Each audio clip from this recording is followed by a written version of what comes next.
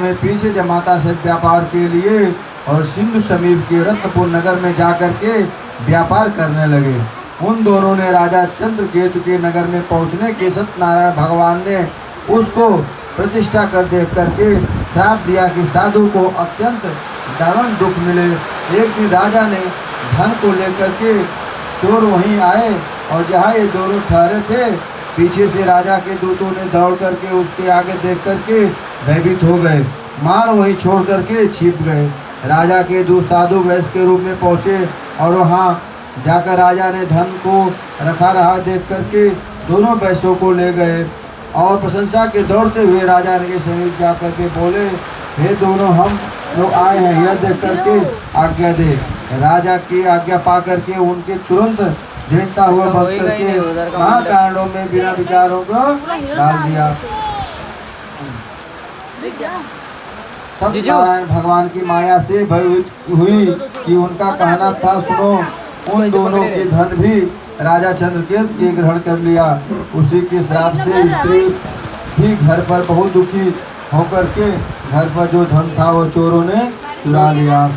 शारीरिक और मानसिक पीड़ाओं तथा भूख प्यास से अतियुक्त होकर के अन्य चिंताओं के कारण से उन्हें फिरने लगी। उस दिन भूख के पीड़ित हुए ब्राह्मणों को घर पर गई और वहाँ जाकर के सत्यनारायण भगवान को देखा। उपयुक्ता तथा सुक्ता विकासाय भक्तियुक्ता योद राजा कृष्ण माया कलावती कन्या अस्मृति तिष्ठाय कन्या प्रस्तापय हेमंते देवी समावाष्टाय दत्ताय देवी मोह। वहाँ बैठ करके कहा, सुनकर प्रसाद ग्रहण करके रात्र को घर गई। माता कलावती ने कन्या को प्रेम से कहा, हे पुत्री, रात में कहाँ रही तथा तेरे मन में क्या विचार आया। कलावती ने शीघ्र ही माता से कहा कि हे माता, मैंने एक ब्राह्मण के घर मन चाहा फल देने वाला व्रत देखा है। कन्या ने ऐसे वचन सुनकर के वैश्य की स्त्री सत्यनारायण भगवान का व्रत करने के लिए तैयार हो गई।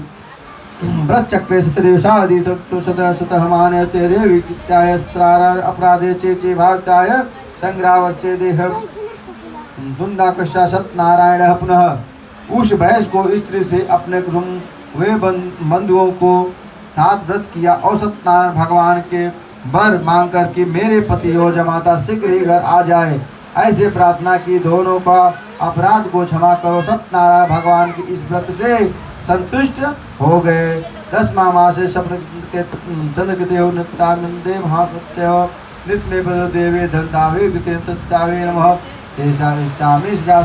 पुत्रम। राजा चंद्रकेतु के स्वप्न दोष में दिखाई दिए कि और कहा कि हे राजन, तुम दोनों को बंदी वैश्यों के प्राप्त ही छोड़ देना और वह सब धन दे देना जो तुमने ग्रहण किया है, नहीं तो तेरा राज्य पुत्र आदि सब को नष्ट कर दूंगा। पिता विद्ये राजनाथ स्मारे सत्यविद्ये राजा स्वजन सह उपस्थित समावायना सत्य नमंदी भावना देवे प्रसिद्धायुस्तः। राजा को ऐसे कहकर के भगवान अंतर ध्यान हो गए और प्रातः काल का राजा चंद्रकेतु ने अपने स्वजनों के साथ सभा में बैठ करके अपने स्वप्न दोषों को सुनाया और वैश्य पुत्रों को शीघ्र ही छोड़ने को कहा।